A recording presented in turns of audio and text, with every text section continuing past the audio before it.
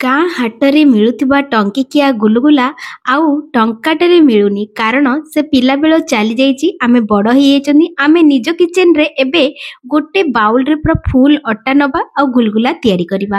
ତା ପାଇଁ ମୁଁ ଗୋଟେ ବାଉଲ ଅଟା ନେଲି, ଅଳ୍ପ ଟିକେ ସେଥିରେ ସୁଜି ମିକ୍ସ କଲି, ଚିନି ଟିକେ ଫ୍ଲେଭର ପାଇଁ ଦେଉଛି ଆଉ ଗୁଡ଼ ମଧ୍ୟ ଏଥିରେ ଦେବି। ଗୁଡ଼ ଦ୍ୱାରା ହିଁ ଗୁଲଗୁଲାର ଭଲ ଟେଷ୍ଟ ଆସିଥାଏ। ଅଳ୍ପ ଟିକେ ଚିନି ଦେଲା ପରେ ସେଥିରେ ପାନ ମହୁରି ଟିକେ ଦେଲି। ପାନ ମହୁରି ବିନା ତ ଗୁଲଗୁଲାର ଟେଷ୍ଟ ହିଁ ଆସିବନି। ଟିକେ ଖାଇବା ସୋଢା ଆଉ ଅଳ୍ପ ଟିକେ ବେକିଂ ପାଉଡର ଏସବୁ ଦବା ଏଥିପାଇଁ ତାକି ସ୍ପଞ୍ଜି ସାଙ୍ଗକୁ ସୁଜି ଦେଇଛନ୍ତି ଆମେ କୁରକୁରା ହବ ଆଉ ତା ସହିତ ଅଳ୍ପ ଟିକେ ତେଲ ମଧ୍ୟ ଆଡ କରିନେବା। ଏହାଦ୍ୱାରା ଦେଖିବେ ବହୁତ ବଢିଆ କ୍ରଞ୍ଚି ଟାଇପର ଗୁଲଗୁଲା ହବ, ସଫ୍ଟ ବି ହେଇଥିବ। ତା ସାଙ୍ଗରେ ଏବେ ମୁଁ ମିକ୍ସ କରିବି ଗୁଡ଼ ପାଣି।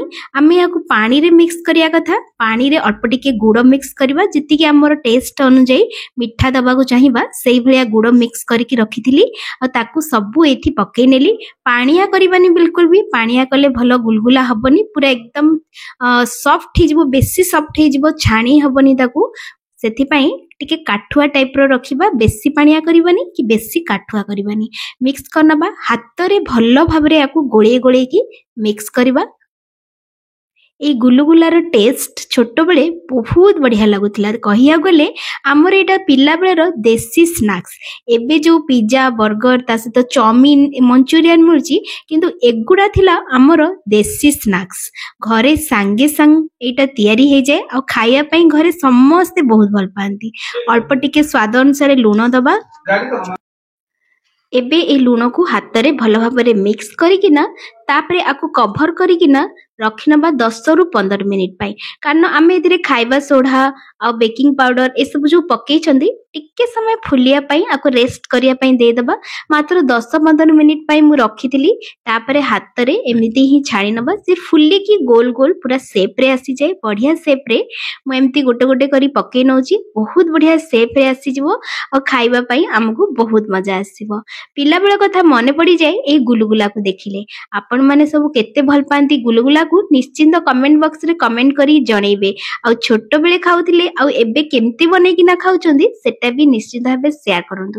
ଆଉ ମୋ ଭିଡିଓଟି ଯଦି ଆପଣମାନଙ୍କୁ ଭଲ ଲାଗୁଛି ତାହେଲେ ନିଶ୍ଚିତ ଭିଡିଓକୁ ଗୋଟେ ଲାଇକ୍ କରନ୍ତୁ। ମୋ ଚ୍ୟାନେଲକୁ ସବସ୍କ୍ରାଇବ କରିକିନା ମତେ ସପୋର୍ଟ କରନ୍ତୁ। ସବସ୍କ୍ରାଇବ ପୁରାପୁରି ଫ୍ରି ଅଛି, ଚ୍ୟାନେଲକୁ ସବସ୍କ୍ରାଇବ କରିବାକୁ ବିଲକୁଲ ବି ଭୁଲିବେନି। ସାଙ୍ଗେ ସାଙ୍ଗ 10ରୁ 15 ମିନିଟରେ ଏଇ ଗୁଲୁଗୁଲା ପ୍ରସ୍ତୁତ ହେଇଗଲା। ଆଉ ଏଇଟା ସକାଳ ଟିଫିନରେ ଖାଇବା ପାଇଁ ବହୁତ ଟେଷ୍ଟି। ସକାଳ ଜଳଖିଆରେ ମୁଁ ଆଜି ତିଆରି କରୁଛି ଗୁଲୁଗୁଲା, ଯେମିତିକି ଆମେ ଛୋଟବେଳେ ମାର୍କେଟରୁ କିଣି ଆଣିକି ସକାଳେ ଟିଫିନରେ ଖାଉଥିଲେ, ସେଇ ଟାଇପର। ଛୋଟଠୁ ନେଇ ବଡ ପର୍ଯ୍ୟନ୍ତ ସମସ୍ତଙ୍କୁ ଏଇ ଗୁଲୁଗୁଲା ବହୁତ ପସନ୍ଦ। ଆଉ ପିଲାବେଳେ ଏସବୁ ଆମର ବହୁତ ବଢିଆ ସ୍ନାକ୍ସ ଥିଲା। କହିବାକୁ ଗଲେ ବରା, ଗୁଲଗୁଲା ତା ସହିତ ସିଙ୍ଗଡା ଏସବୁ ଆମର ଘରୋଇ ସ୍ନାକ୍ସ ଥିଲା। ସୁଜିମଣ୍ଡା, କାକରା, ସେଇଭଳି ଏଇ ଗୁଲୁଗୁଲା ପ୍ରସ୍ତୁତଟା ବହୁତ ଇଜି। ଆଉ ଏଇଟା ମଇଦାରେ ବି ତିଆରି ହଉନି, ଅଟାରେ ତିଆରି ହେଇଛି। ବନାନ୍ତୁ, ଖାଆନ୍ତୁ, ଏନ୍ଜୟ କରନ୍ତୁ।